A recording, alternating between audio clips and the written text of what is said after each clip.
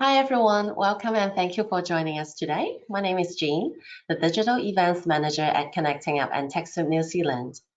We are from Info Exchange Group, a not-for-profit social enterprise that tackles the biggest social challenges by creating use of technology.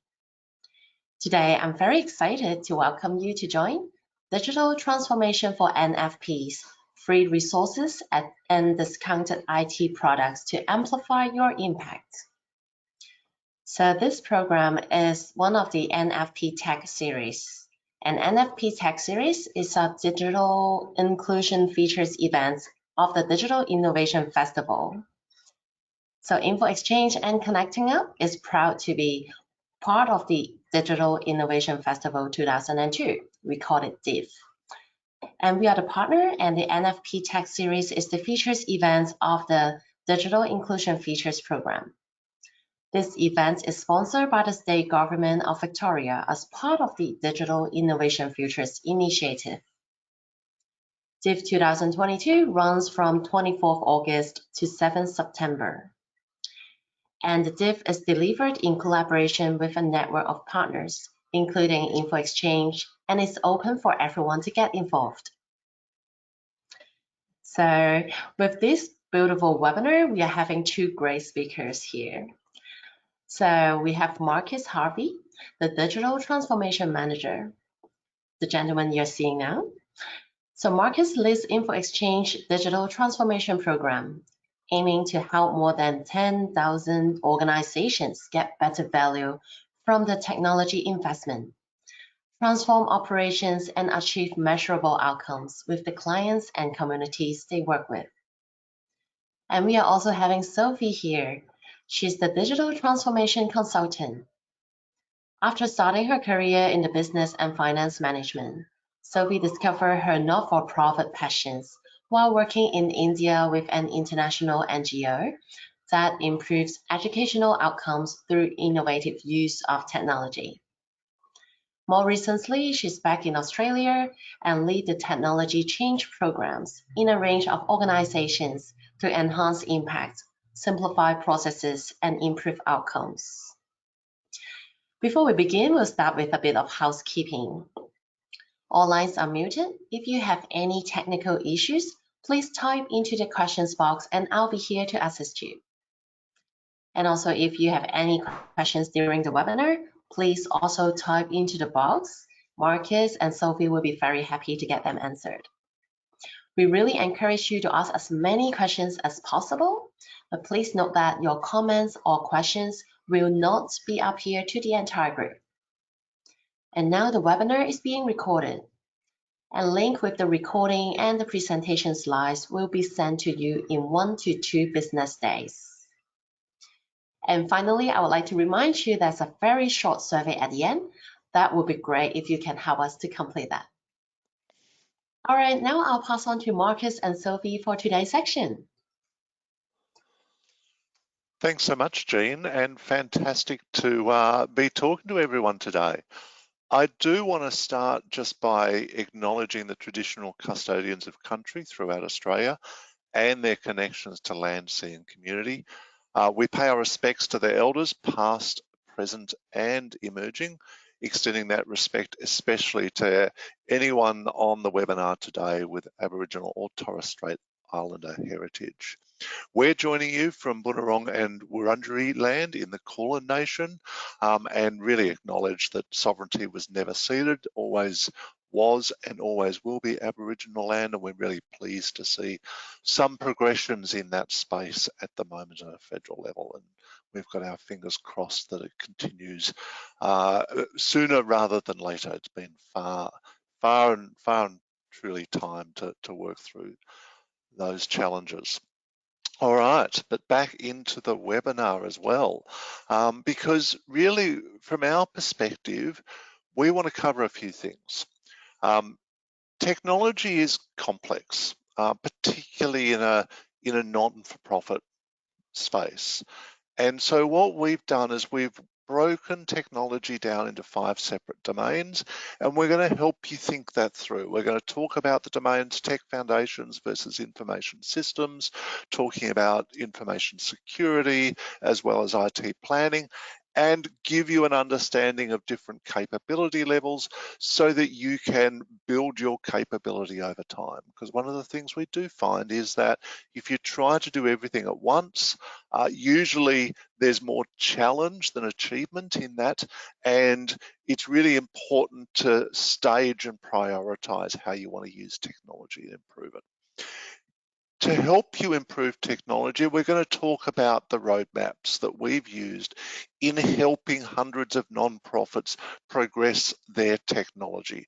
And we're going to explain how you can use those roadmaps to develop your capabilities and enhance your impact. We're going to talk through how different nonprofits leverage technology effectively to transform both their services and their operations, because at the end of the day, it's not about technology, it's about how that helps you make the biggest possible impact. We also understand that one of the biggest challenges is working with technology within the constraints that you have with budget and staffing. It's not easy to find all the staff you need. You usually, or in fact always, don't have as much money to spend on tech as you like. And so we want to help you with that and talk you through some of the free resources and what we've done with our tech partners, both here in Australia and in the US, to bring you both free and discounted products and services so you can have the biggest possible impact. As always, as we go, really love to hear your questions and queries, because the more we make this appropriate to you and your organisation and your challenges, the more value you'll have out of this. And so please feel free to jump in, ask questions whenever you like, so that we can make this the best possible use of your time. Every year we do a survey. And we love doing the survey because it helps us focus our efforts on where people are at, on what their challenges are, how COVID's changed the nonprofit technology environment, the floods in sort of northern New South Wales, well, more than northern New South Wales and southern Queensland, as well as how the progression of cloud has happened over the years. We've just closed our survey for 2022, and so we're busy analysing that at the moment. And while there have been some changes, a lot of things are still fairly similar. About 2/3, and this is sort of last year's data set, 2/3 are less than satisfied with their technology. And that 2/3 was across about 650 organisations. So it's a pretty good sample size. Less than 1/5, sorry, my maths left me for a second there. Less than a quarter have a technology improvement plan, and about 70% didn't have the technology to work from home. Now we're pleased that that number has improved, but there's still a lot of challenges there in the early analysis we're doing.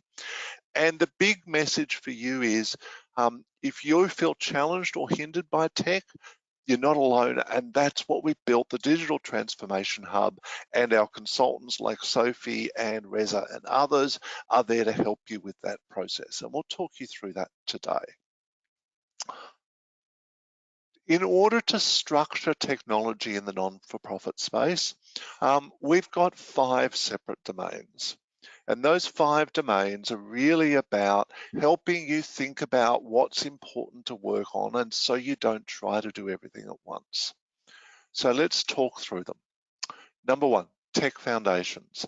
That includes your PCs, your network, your servers, your telephony, your email, file sharing, collaboration infrastructure. It might be Box, it might be Google Workspace, it might be the Microsoft 365 suite, it might be something else, it might be your Linux server, it might be your Apple Mac server.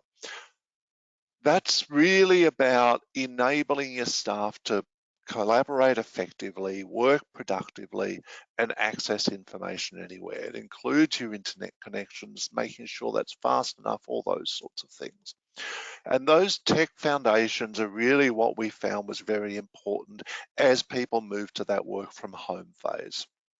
Getting that right is critical to help staff work from anywhere. The second of the 5 domains being information systems and the data within them. So they're the systems that support delivery of your services, measure your impact, as well as your corporate systems. So that might be a client and case management system, it might be a CRM, it might be a membership management system, depending on what sort of nonprofit you are and whether you're a sporting club, an association, a service delivery system that really looks after people that are in need of support. The more you look after your information systems, the more you have quality data in there, the more you get painless reporting, efficient processes, client outcomes tracked. We really like working with organisations on that journey, because the more you're on that journey, the easier it is for you to understand the impact and attract funding and tell your story. This also does include your finance system. For larger nonprofits that need HR systems, that's in there as well. But those information systems are really core to helping you get the most out of what you do and making sure that you can explain to whoever funds you what you've done. Third of the 5 domains being digital marketing. That includes your website, your email, social media, outreach program, content production, fundraising systems. These are really important to attract new funders, new supporters, your volunteers, staff and clients. So every organisation has a different level of priority around their digital marketing space and needs to put a different amount in. But the more important it is for you to attract either funders, supporters, volunteers, staff or clients, the more important it is for your digital marketing domain or capability to really ratchet it up a level. The fourth, being IT management. That's all about, do you have a plan? Do you know where you spend on tech? How well do you govern it? Do you have a disaster recovery or business continuity plan? The better you are in this space, the more you maximize your digital impact. What we often say to people is, if you don't really know where you need to head or how you need to make a difference in your digital space, start with IT management. Getting that plan helps you think that through and make sure that you get bang for your buck when you start to make change and improve things. Last, and unfortunately all too often least in the nonprofit space, is cybersecurity. That's all about keeping your information safe through information security device management systems and processes. This is really important to protect your reputation and also your staff and client information. Unfortunately, in the nonprofit space, too many organisations are leaving that to one side. So we're really keen to talk through a few really simple suggestions and give you some hints and tips, as well as some guides on these are the basic protections that you should get in place. So the 5 domains together make up the digital capability framework that we use here at the Hub, as well as at Info Exchange. And it's really designed to help you understand where you're at, as well as to help you think about where you want to spend your improvement effort and activity. So we're going to jump to a poll just to see where people are at and ask, okay, what is your priority? So, Jean, if you can share the poll for people, that would be fantastic. Is your priority in terms of improvement, is it tech foundations to help you collaborate anywhere? Is it your information systems to give you efficient services and outcomes? Is it digital marketing to attract funders, supporters and clients? Is it to focus on your IT management, making the most of scarce resources, or is it cybersecurity to protect information from staff, clients, and making sure that you've got that all under control and keep those cybersecurity threats at bay? So what is your priority? If you could pick one of those and Jean, if you can share the results when they're ready, or give us an update as to how it's going. No worries at all. So we are having about 80% voted. So let's wait for a couple of seconds to get more people to vote. All right, so please let me share the results.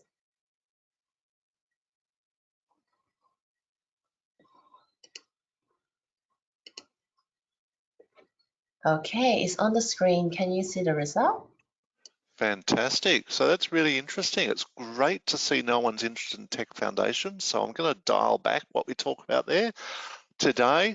But clearly IT management is a priority, with sort of almost 40% raising that as their top priority to get the most out of those scarce resources, followed by information systems, and then a nice tie between digital marketing and cybersecurity. So really nice to see both cyber's not last, which is always good to see, but also the focus on tech foundations. And what we're aiming to do today is we're going to give you a much stronger understanding of how to think about where you need to head, as well as how to assess your capability, and key tips and tricks to make sure that you can invest those resources as you know, to the best of your value, so you get that bang for buck. And on the screen now, you'll see our capability framework. So down the left-hand side, you'll see tech foundations, information systems, digital marketing, IT management, cybersecurity. And across in the columns, the three columns on the right, basic, intermediate, advanced capability. Generally, what we find organisations, don't want to be at the basic level of capability. That doesn't give them enough for the future, but it's a very sensible starting point to think about where are you today and how do you move forward.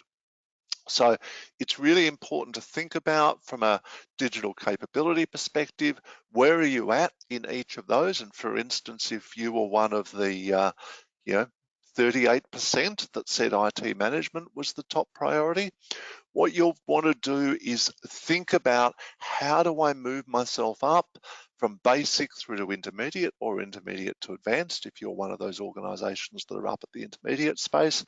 So if I don't yet meet the full criteria for, I've got a 12-month plan supported by a budget and appropriate backups, then let's get that first stage in place. Then let's start to move, once that's been in place for a year or two, let's start to ratchet that up to the multi-year IT strategy with strong executive or management engagement and a documented disaster recovery plan.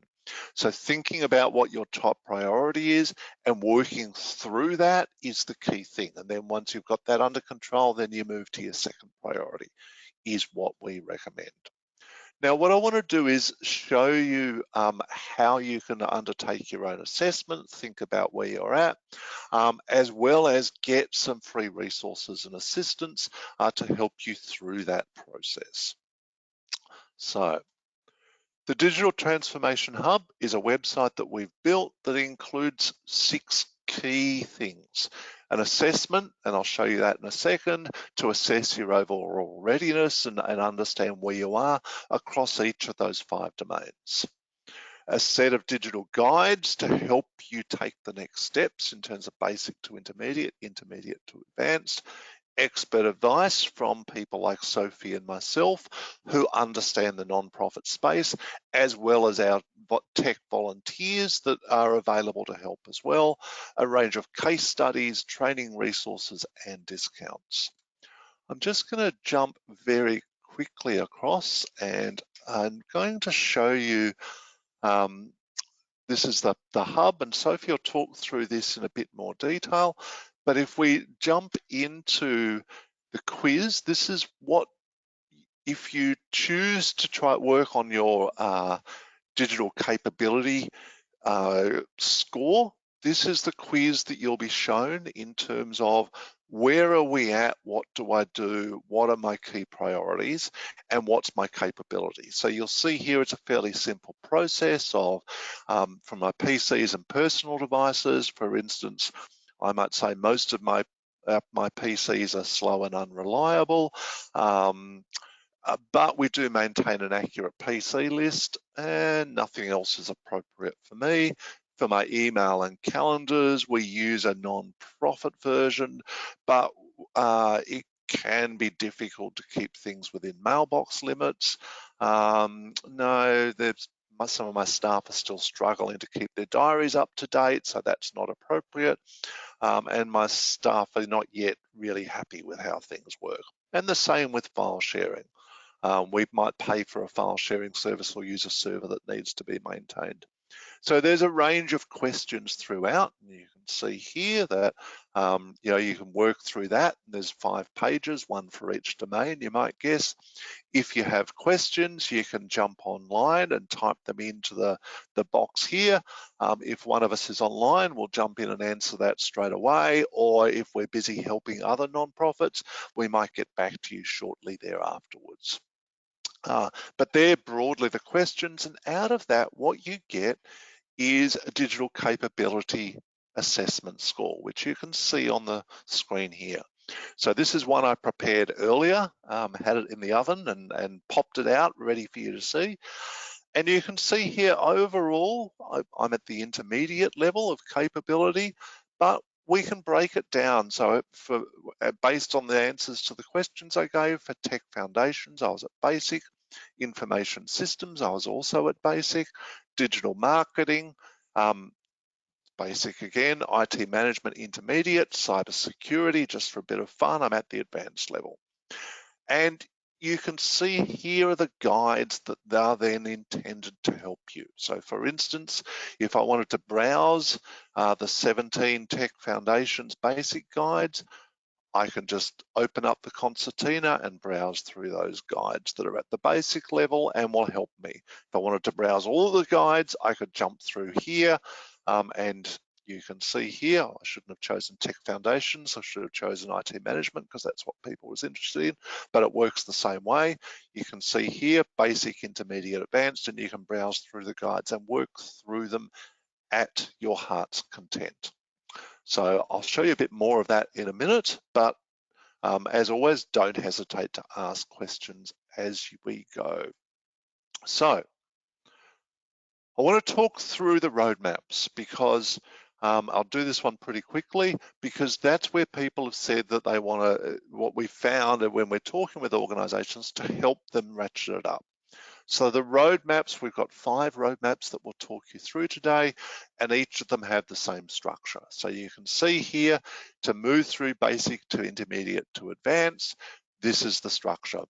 For Tech Foundations, pick a collaboration platform, find the right partner, always a combination of staff and external vendors. You never do everything yourself. You never,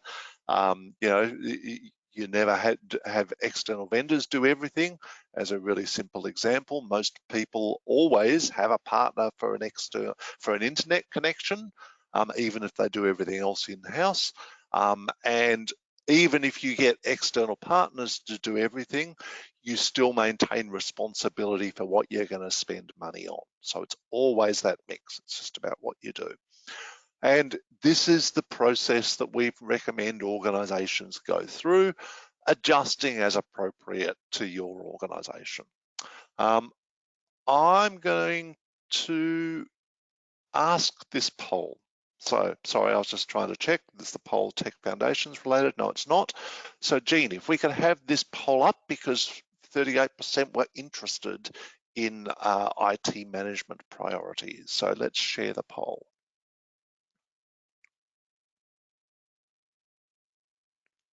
Beautiful. Okay. So, which one's appropriate to you?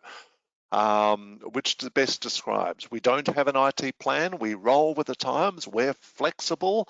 And when something comes up, we just come up with a way of dealing with it and drop whatever's least importance. Option B, we have a rough plan in someone's head, but it's not necessarily written down.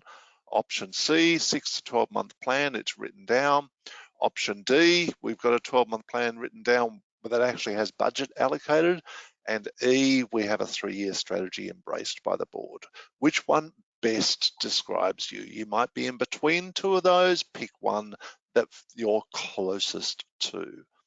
Jean, let us know how the numbers are going. No worries at all. So we have 80% voted. Let's wait for a couple of seconds. The numbers is coming up. All right, let me share the result. Here you go. Beautiful. And for more than 15, what's that? I can't count. 57% either don't have anything written down, but the biggest number being we've got a rough plan in someone's head. I'll be really honest and say that completely aligns these numbers with the organisations we often work with. So there's a small number of organisations that have a 3-year strategy embraced. Those organisations are well on the path. Quite a few don't have a plan or have a rough plan in someone's head, but nothing written down, no budget allocated to it. The interesting piece, and I'll get you to close that, Jean, and give me the slides back. The interesting piece from our perspective is, as part of our nonprofit survey, we always do a bit of analysis of, okay, how does a plan correlate to capability? And what we found was that when we asked, where are you from a digital capability perspective, challenged, functional, leading, etc., organisations that didn't have an IT plan were 4 times more likely to be challenged in terms of their IT was in a bad space. So one of the things we recommend is if you don't have a plan and IT is working really poorly for you, work through and get an IT plan. Let's talk through how to do that, because that's the fastest way of getting out of that challenged IT is a real mess. It's not working for our staff or our clients. And here we are with the IT management roadmap. All right, this is what we suggest. Again, same structure as last time. So at the basic level, let's document and understand your IT assets, systems, and spend. I must admit that, and this is the starting point, because if you don't understand what you've got, it's very hard to develop a plan for the future, or the plan that you develop is on quicksand. So what we've done, and the slides will be, as Jean said earlier, distributed, is we've also put links through to the Digital Transformation Hub guides. So for instance, under the document and understand your IT assets and spend, we've linked through to understand with a digital technology assets register. And you can see here we've got an assets register that talks about assets and spend. You can download the Excel sheet. When you're ready to take the next step, you can jump through to how to develop your annual technology budget, read through, use a digital technology plan, and start to work that through. So what we've tried to do is give you that structure to understand how to work that through and develop that plan. The sorts of things that we think are really important to work through is sort of both work out what needs upgrading, develop the costs for the new equipment and replacement, make sure you understand what technology services you use, and get your suppliers working for you. So what we've done in the plan is really try to work through in the roadmap, what are the key steps to do that. We'd also feel it's really important to engage, whether it's the executive, your management team, your CEO, if you're a smaller organisation, to identify what is a priority over the next 12 months, as well as what is the required budget to put aside. Because in my experience, I'll put it this way, there's never enough money to do everything you want to do. Right? So getting agreement from the right people in the organization, whether that's your CEO, your service delivery manager, your management team, your board, around these are the things we're going to do this year, because we can only spend this amount of money, and I've only got one person a day a week or whatever it might be who's able to drive some of this, is really important. We're going to put these things to one side. These things are the priority. We're going to aim to do those this year is really important. That usually takes a year, 18 months, give or take, for people to start to believe that tech can add value and see that if we get a plan, we can actually deliver on the plan. And that's why stage 3 is always deliver on the roadmap. Demonstrate that you can deliver some value. Once you've done that, and as you go through that process, think about change management, getting staff on the journey, whether you need a broader digital steering group, and there's links through to those there. In the interest of time, I won't jump into those. And once you're through that and you've got that plan and cycle working well, you can start to develop that 3-year strategy, look at disaster recovery plans, further supporting innovation. But if you're back at that early stage of I don't have a plan that's written down and there's no budget assigned, we really recommend you start with that, understand your IT assets, understand what you spend, develop a plan, get the resources approved, whether that's time or money, and start to work through that process and demonstrate that you can improve tech as is needed and as is value. Then people start to get excited and jump on that bandwagon, as they're the key things. I'm going to jump to another poll, please, Jean.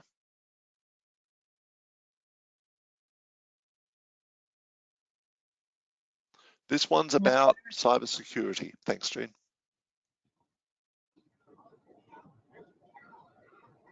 So cybersecurity has lots of elements. You could no doubt spend all your time focusing on this, but if you're anything like most of the organizations we work with, there's never enough time, and cybersecurity is only one of many.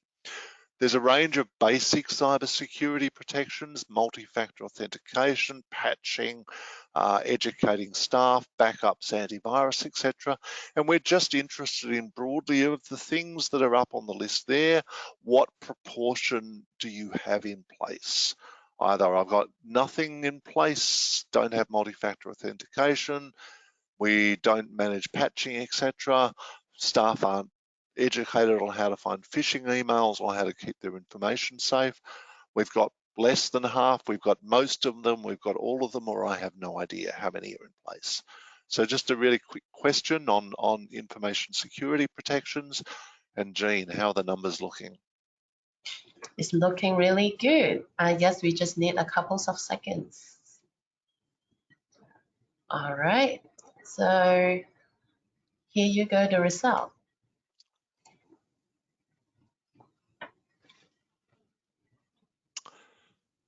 Well, I've got to say, it's very pleasing to see there's no one with none of them. That's fantastic. I tell you what, I've got to send some of the people we work with to talk to you as to how you got there. And great to see almost 60% with most and 30% with all. So that's fantastic. You're doing much better than most of the organisations we generally work with, who are still struggling with many of those basics. So I'm going to jump through, if I can have the slides back, Jean. I'll jump through the next section pretty quickly, given that this first stage sounds to be well under control. So again, cybersecurity roadmap, how do you move through the levels? Get the fundamentals in place and basic protections. By the way, if you haven't got that staff education one under control or linked fully, you'll see in the link that we're putting up here. Jean runs regular cybersecurity training webinars, which I've just linked through here.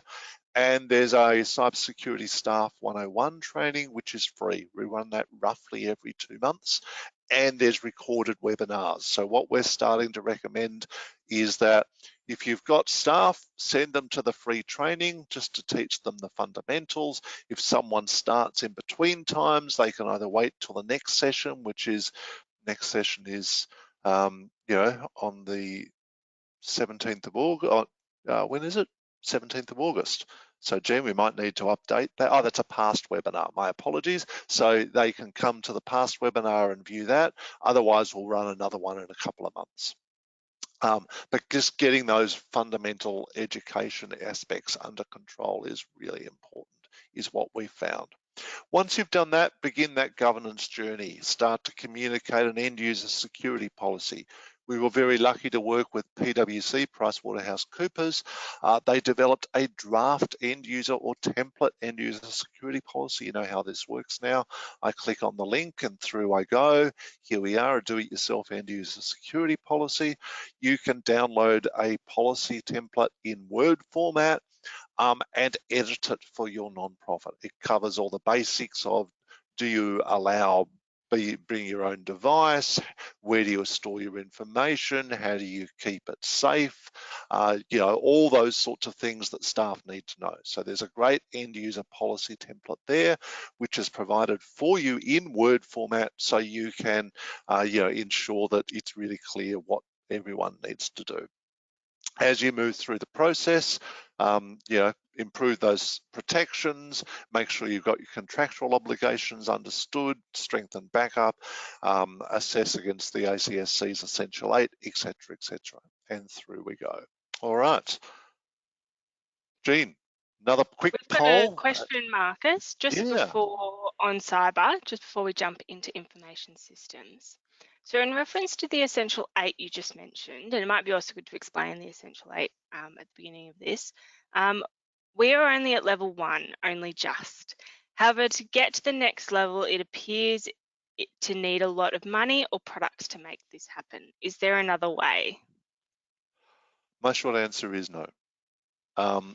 So the Essential 8, and my opinion is the best way of putting that, the Essential 8 is quite is built by government for broadly larger organisations. That's my comment. Some government departments require you, we've worked with a few non-profits where their contracts with a government department, often federal but not always, require them to get to level 3 Essential 8. That's a lot of time and effort.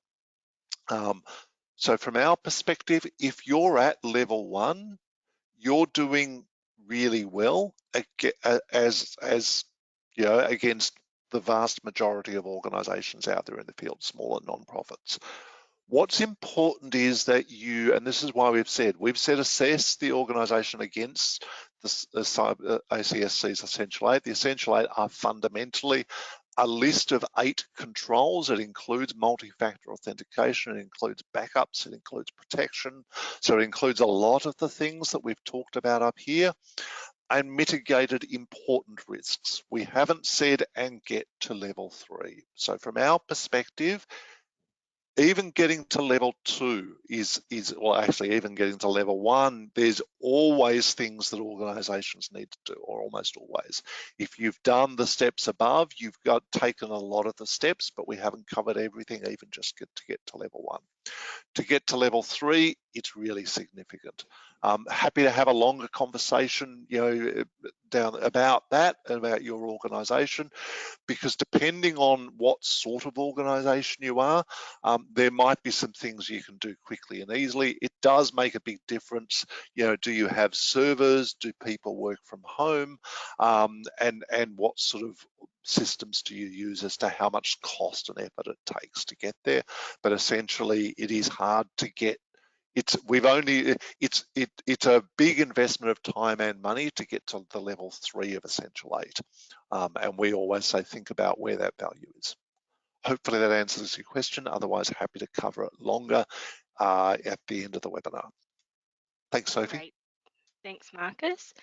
So Jean, if you could pop the next poll up, and then also I'll start presenting from here as well. No worries. So I'll assign you. Let me pop up the poll. Great. So the next question we're sort of asking is which of the following best describes your core system? So whether you use a CRM or a client case management system, this might even be in Excel. Does it work for you? How many systems do you have? This will really help me understand what size you're at and make sure that we can sort of direct through the roadmap that it's applicable to how you work. How are we going there, Jean? So the numbers is coming up. So we got about 50% voted. Looks like we need a couple of seconds. Great. In the meantime, feel free to share your screen later. I'm going to do that now. No worries. All right. So looks like everyone's voted. Let me share the result. Great.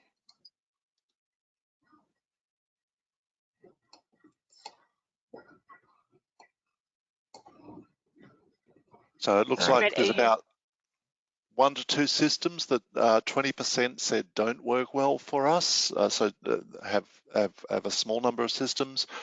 It looks like the majority of organisations have 3 to 4 systems where that do work well. That's really nice to see.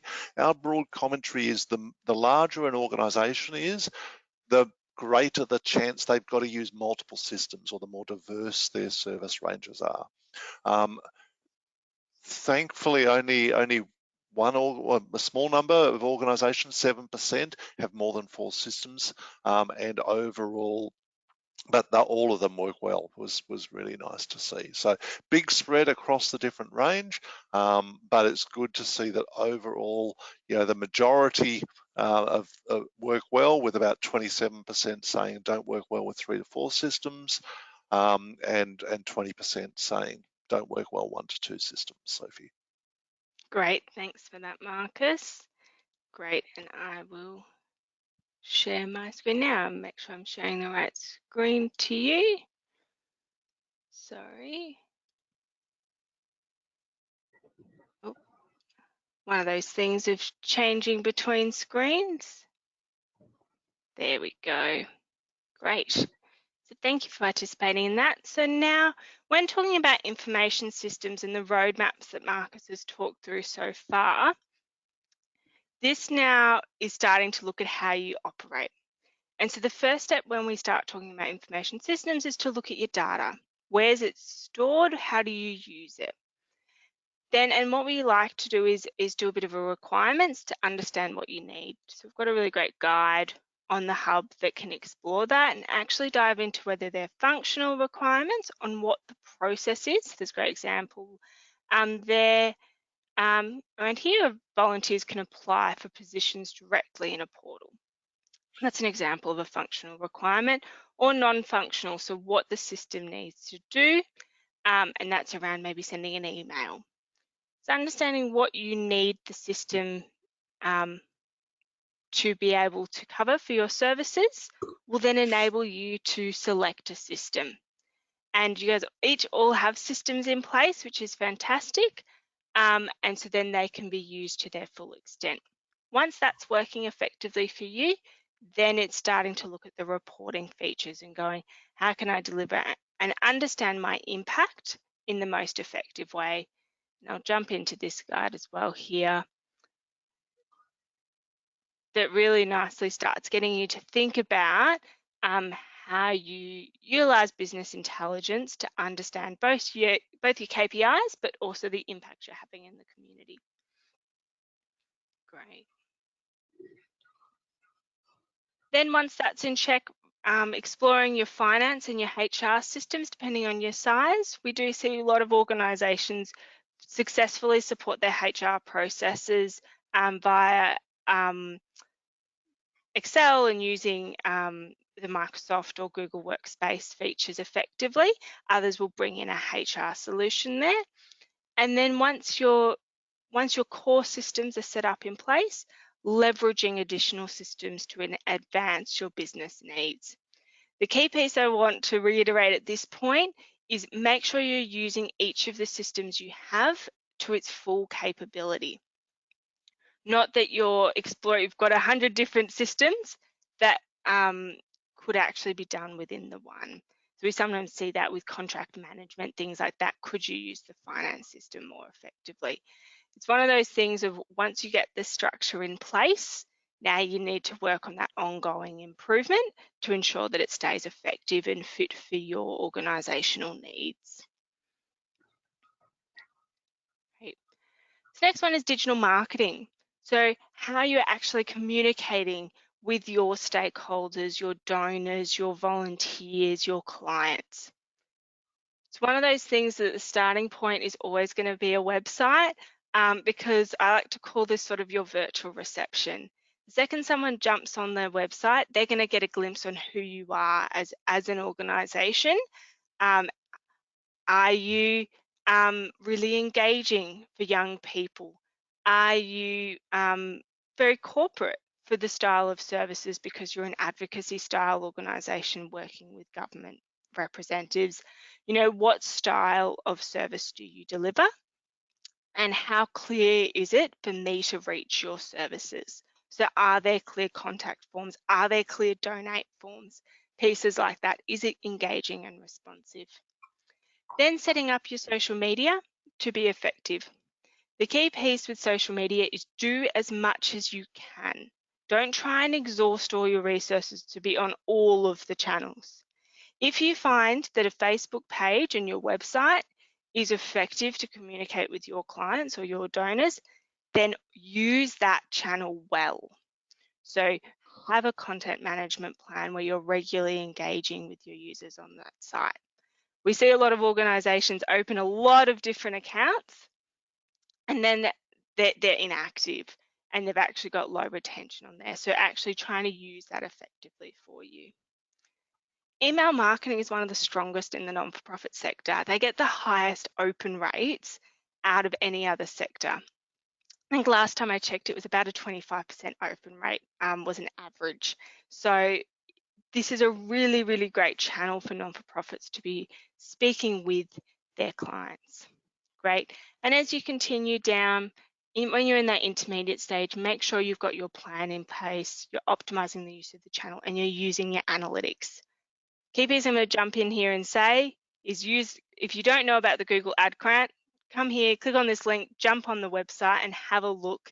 It is $10,000 per month that you didn't have before to market under the Google ad. Great, so I'm going to keep going because I've realized the time. So Marcus mentioned the hub previously. Each of the roadmaps we've talked through, there's a lot of work to be done. We're here to help you. Jump on the website and have a look at our guides. Have a look through how we can help you through those technology processes. We also have expert advice, so come and have a conversation with myself, Marcus, and the rest of my team about your problem. We've also got case studies. See how other people have actually done it. It is achievable to do. And there's a whole range of training resources, including what Connecting Up supply, as well as discounts exclusive for the non-for-profit sector. So I'm going to quickly show you around the site. As you scroll down, first things first, you can see some really great stories there. Help choosing the right CRM, moving to the cloud, really engaging website redevelopment and advice. Each of these organisations have made their digital change and see how they've done it. Then, as Marcus mentioned, the quiz, so you can jump in and assess your readiness, or you can dive in and go, great, so information systems was one of the key priorities everyone identified. Jump in and actually see, you can do the quiz here, or you can see the guides we have available. And we've got them at 3 levels, so basic, intermediate, and advanced, so you can find the right suitable guides for you. Great. So then up the top here, we also have a whole range of training links here. I'm going to dump into digital marketing because I like the digital marketing page. You can see we've got Connecting Up, hold a whole range of webinars on digital marketing here. There's just a list of some of the most popular ones. Go and have a look, and if you need help there. And there's a whole bunch of on-demand learning thanks to TechSoup, as well as a whole range of other organisations that also create resources in that space. And you'll be able to see here, there's great cybersecurity training. So if you aren't doing your phishing training, we run that bi-monthly, as Marcus mentioned. We've also got a whole range of discounts available to you, and that's both via Connecting Up and also a whole range of other organisations providing non-for-profit discounts exclusive to the non-for-profit sector. And so I'm going to jump into, and you can actually see each of them are linked straight to the Connecting Up site. So you can access a whole range of discounts right there. Dashline's a really great one to be able to manage your passwords. Great. And the bit that I want to reiterate is this Book an Expert link. Come and have a conversation with us. Submit your inquiry, even if it's just, I don't know where to start in this whole domain, or it's, I've got a really detailed question and I need an answer. We will be able to help you with either putting you in touch with the right sort of partner or be able to help you on your journey. And that's really important for us to be able to do. Great. So there's the hub link there if you haven't already jumped on there already. To conclude, there's 10 steps that we'd love for you to take as you jump off this call today.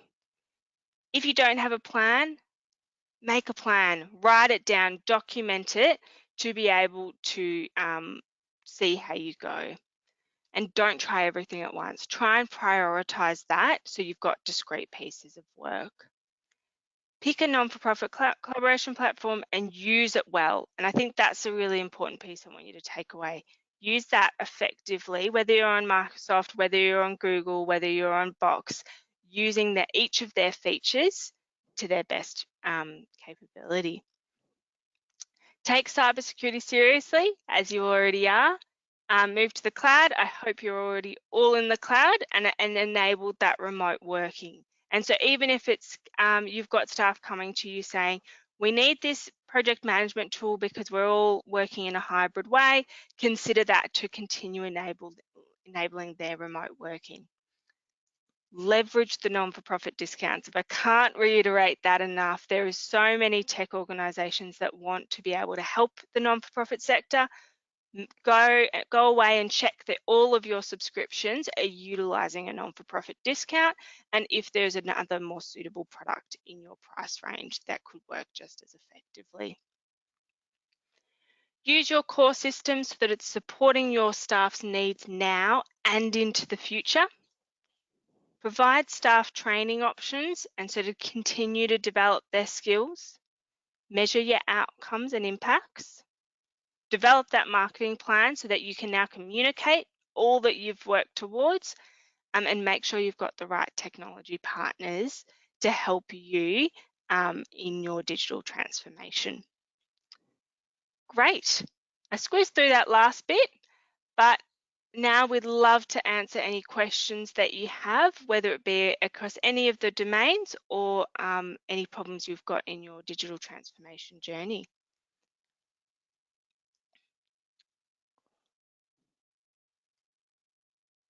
Great. Jean, do you Okay, want to list? Thanks. no worries. So we got a questions here. That's a great questions. So the question is about my organization has just moved to Microsoft 365. However, they are struggling to use the new features. Do you have any tips, please? Yeah, absolutely. I think and I did jump over it a little bit in the Tech Foundations roadmap, but you'll see more in there.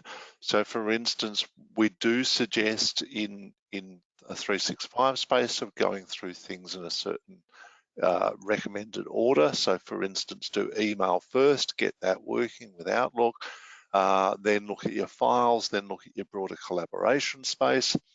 And there's two things on the Digital Transformation Hub that also helps with that. Thanks, Sophie, for putting that up. The first is we run weekly lunch and learn sessions to help staff get the most out of 365. And we've got a bit of a focus on Microsoft Teams at the moment, both as presenter for collaboration, as file sharing, and participating in meetings, because we had a lot of feedback from organisations saying that they had to suddenly move to online very quickly as a result of whether it's COVID or floods or both, or just the need to become more flexible with their staff. And so we're offering free trainings every week, on those topics. There's also within the training area a big range of additional administrator training. So if your challenge is I don't know how to make the most of it from an administrator and make it available for my staff, there's links through to both the Microsoft site and the recommended training, as well as more information around how to make more out of Word, Excel, etc. If all that sounds a bit much, just jump on the hub, book an expert consult. We can actually arrange for one of our trainers to speak with you and talk about what's the priority and how do you make the most out of it. But as you can see on the screen, there's the key elements there that we do suggest people work through. Lovely. Thank you very much, Marcus. All right, we got a questions from Aaron. I just assigned to Sylvie.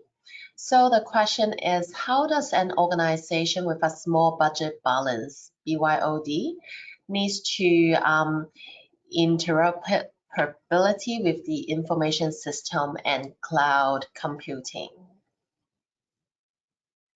Great. So I'm not exactly sure if that was a spelling error there, Yeah. but it's a hard balance, balancing that. Did you want to jump in, Marcus, with an answer there? Yeah, I think my comment would be, the first question is, what sort of information do you hold and where do you hold it? So I'll give two sort of very different examples. We've got, and the first comment is, many organizations use BYOD for phones, right? So that's quite common. But for those organizations that have sensitive data, it is harder. I won't necessarily say a lot harder. It is harder to secure that information if you're using a personal PC or personal device. So for instance, if you're allowing staff to connect in and save client health data on any device anywhere, that's usually something we advise against, particularly because you then need to start thinking about, do the BYOD devices have appropriate security patches in place? How do you ensure there's antivirus? How do you make sure you keep that information safe? So we've got some organizations we work with that they're complete BYOD, and they are, allow staff to use their own devices, whether it's PCs, whether it's mobiles, whether it's tablets.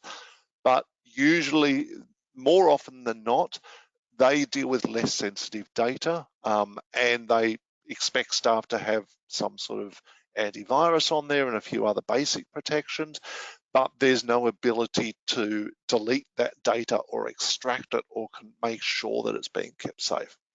For those organizations that deal with quite sensitive data, they either provide staff with devices and expect staff only to use those devices for that type of information. Or if they allow staff to use other devices, they have controls around it to make sure that staff, if the device gets lost or if there's other issues with it, they can then suck that data out or delete it, or to make sure that that data is still safe. So there's those two different areas, and that's how we've seen others work through that. 100%. Thank you for that. So we hope that answers your questions, Aaron. All right, we got a great questions from Ryan. I just assigned to Marcus. Thank you for these wonderful resources. I'm looking for a questionnaire for individual staff to gauge their capability with tech foundations. Do you have something like that, or can you point me to the right direction, please? What I would suggest, so I've got a few questionnaires that we've used for staff. If you reach out through the hub, I can do is share one that I've used with you. I don't have it off the top of my head, and I'd rather just give it to you. But that's focused on a few different things. It's focused on, do you understand the basics of your PCs and know where to how to get the most out of it. Can you collaborate and work effectively from home, as well as do you understand and can you use the information systems, and do you know where you need to save your data? So feel free to reach out through the hub. I can share one that we've used in a particular organization, but usually it does need to be customized to your circumstances. As a really specific example, if you use the Microsoft suite, it's very different to if you use the Google suite, just in terms of what the text of the questions are, even though the concepts are the same. So feel free to reach out. Happy to share that with you.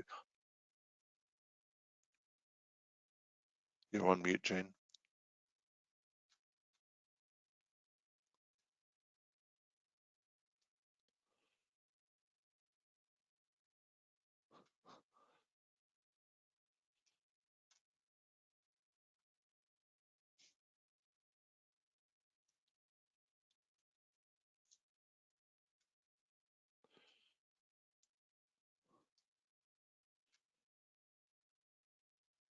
It looks like Jean's been stuck on mute.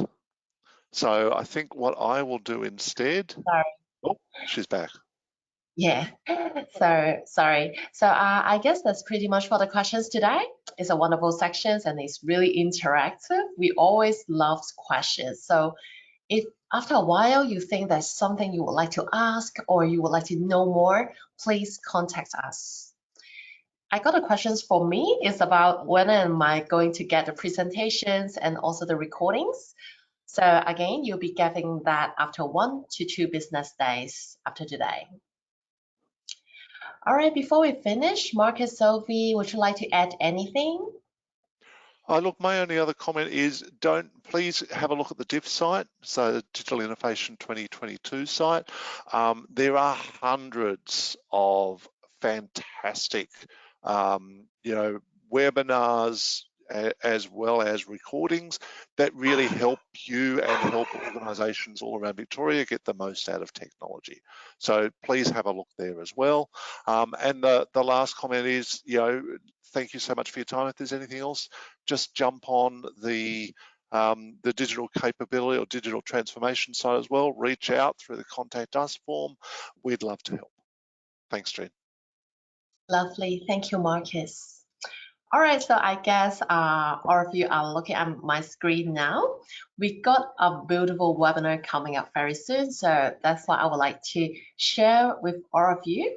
So this webinar is something different topics. It's about marketing, top tips for creating, editing, promoting video content. So we got lots of feedbacks from not-for-profit organizations. How can we mastering or how can we know how to edit a video on marketing purposes? So this is something really great for you. Just an hour content and you get most of it. And also this is, the date is on 22nd September. It's an hour, $50. And we have all the course information right here. I'll also put this link onto the follow-up emails as well. If you're interested, feel free to register. All right, thank you again. Thank you, Marcus. Thank you, Sophie. It's very informative. And thank you all of you attending this webinar. And we'll see you soon. Goodbye. Bye.